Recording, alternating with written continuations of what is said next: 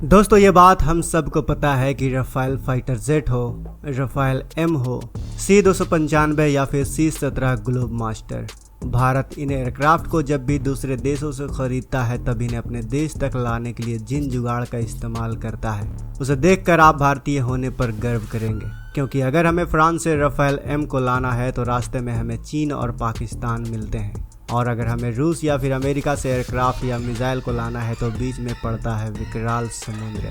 अब सवाल है कि इतने खतरे होने के बावजूद भी भारत इन हथियार को अपने यहाँ पहुँचाने में कामयाब कैसे हो पाता है, और चीन या पाकिस्तान को भनक लगने के बाद भी कि भारत उनके एयर स्पेस से अपने मिलिट्री के लिए हथियार लेकर जा रहा है, फिर भी वो भारत का कुछ क्यों नहीं कर पाते, जानेंगे आज के इस वीडियो में। वीडियो के अंत तक बने रहें। दरअसल दोस्तों, जहां एक तरफ भारतीय वायुसेना अपनी युद्ध क्षमता को बढ़ाने के लिए जूझ रही है, वहीं दूसरी ओर चीन के पास भारत के करीब दोगुने लड़ाकू विमान है। दोनों देशों के बीच चल रहे तनाव को देखते हुए यह चिंता बार बार जताई जा रही है कि क्या भारतीय वायुसेना चीन के खतरे का सामना करने के लिए सक्षम है।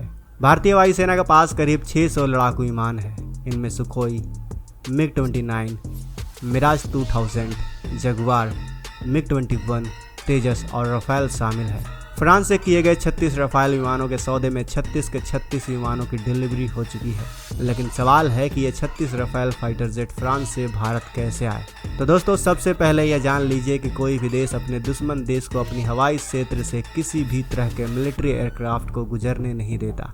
एग्जाम्पल के लिए मान लीजिए कि भारत ने रूस से Su-57 फाइटर जेट खरीदे।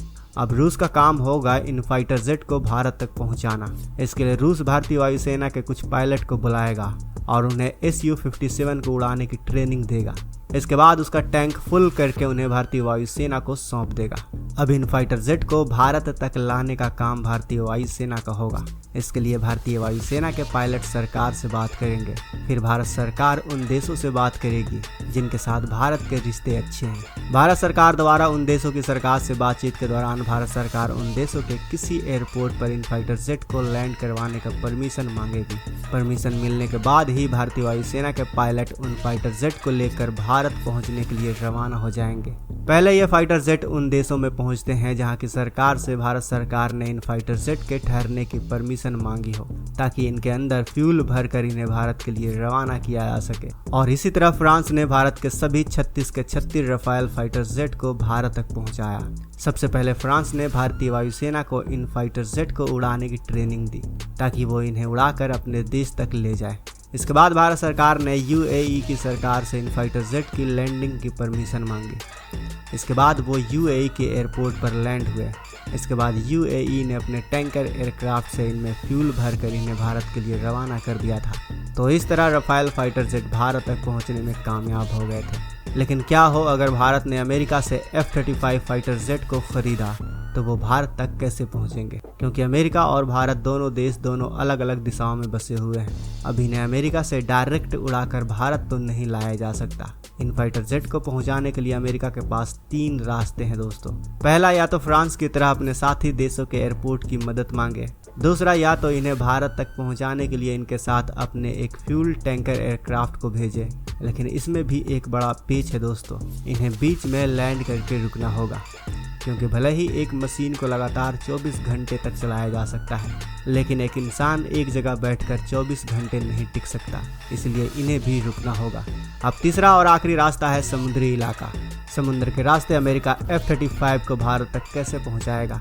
तो इसके लिए अमेरिका अपने किसी भी सुपर एयरक्राफ्ट कैरियर की मदद ले सकता है, और ये काफ़ी सुरक्षित तरीका भी माना जाता है, क्योंकि कोई भी देश या फिर समुद्री डाकू अमेरिका के सुपर एयरक्राफ्ट कैरियर पर हमला करने की सोच भी नहीं सकता।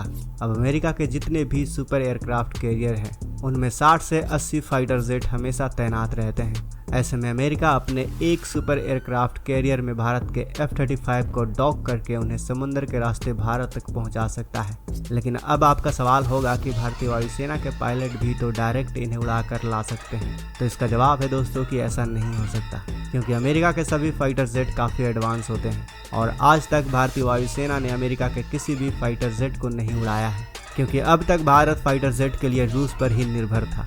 इसलिए अमेरिका अपना F-35 भारत को बेचने से पहले दूसरे फाइटर जेट को बेचना चाहता है, ताकि उन्हें उड़ाकर पहले भारतीय वायुसेना अमेरिका की टेक्नोलॉजी को समझ सके। क्योंकि भारतीय पायलट को F-35 की ट्रेनिंग देने में अमेरिका को 8 महीने से 1 साल का वक्त लग सकता है। लेकिन अब अगर बात करें C-295 ग्लोब मास्टर जैसे विमानों की, तो इन्हें डायरेक्टली अमेरिका से भारत लाया जा सकता है, क्योंकि ये इतने बड़े विमान होते हैं कि इनमें बार बार फ्यूल भरने की ज़रूरत नहीं होती और इन्हें 2 पायलट द्वारा उड़ाया जा सकता है। इसलिए ये हवाई रास्ते से बिना रुके भारत पहुंच सकते हैं। बस परेशानी होती है फाइटर जेट में, क्योंकि इनका फ्यूल टैंक छोटा होता है।